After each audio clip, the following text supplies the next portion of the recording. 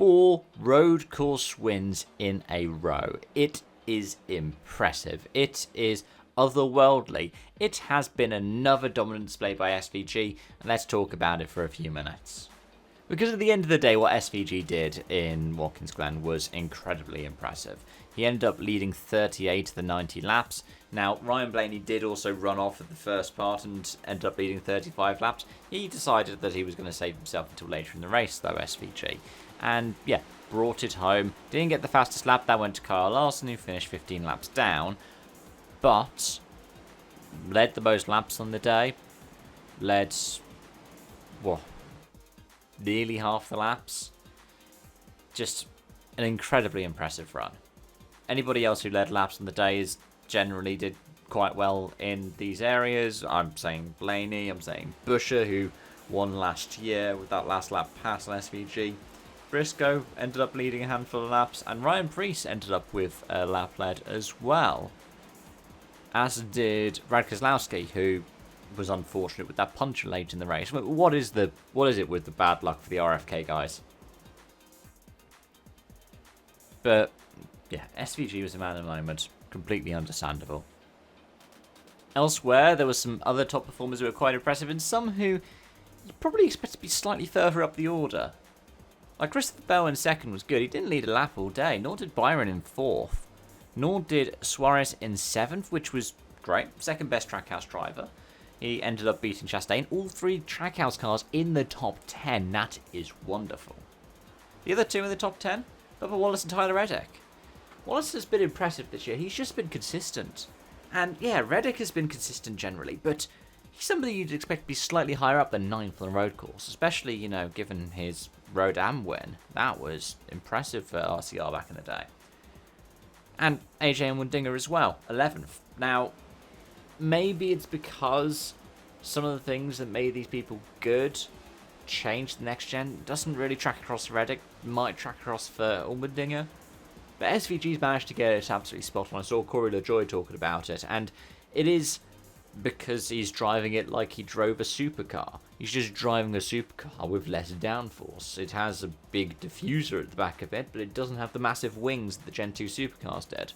So, it's basically second nature for SVG. And in terms of the standings, I do want to talk about it quite quickly because, well, this is coming out around the time that Richmond happens. So, Byron is still leading the drivers' points on 812 to 770 for Chase Elliott. Denny Hamlin's at 731. He's up into third. Bell's up into fourth from 727. Kyle Larson has dropped down to with that 39th place finish. He did get the 2 points for the fastest lap though, which has kept him level with Bell at the moment. Though it just comes down to countback that ends up going in the favour of Christopher Bell. When we look at the playoff picture, SVG is now the second seed. He's second on the grid. I find it amazing. Denny Hamlin and SVG are the top 2. Larson's 4th, Byron's 5th. There are still 3 drivers who are currently in on points. And with the way that it's looking in terms of the schedule, we've only got, 2 races until the end of the regular season. So that means that one person will be pointed in. Now, who will it be is the question. Will it be Tyler Reddick? He's 117 above the cut line at the moment. He is 57 clear of the next person, Bowman, who's 60 from the cut line. And is 26 points clear of Busher, who's 34 above the cut line. The problem for RFK is it's looking like you will at most get 1 car in. You might not even get 1 car in if we end up with, an Austin Dillon tonight at Richmond.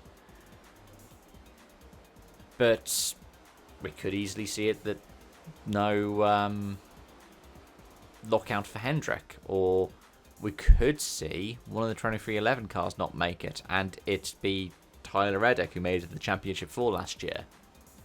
So we could see a Championship 4 driver out, we could see one of the Hendrick cars out, we could see bad luck for RFK. My money would be on Reddick will point his way in, and one of Bowman or Busher will get in, but then we'll have a wildcard win. It could even be Preece, who's just out, or Keselowski. But it could also be, someone like Austin Dillon, who is currently 28th in points. Could even be Cody Ware or Riley Herbst. Anyways, folks, let me know your thoughts and feelings in the comment section down below. Probably not on that flub. Please don't, because that would be mean and that would make me a little bit sad. But yeah, let me know your thoughts as well on the Austin Hill incident where he turned, was it McDowell, into the fence, caused the big one that brought out a red flag. For me, it was strange, you know? He comes back after a week off, having been parked by NASCAR for hooking Almirola into the fence, and then does that.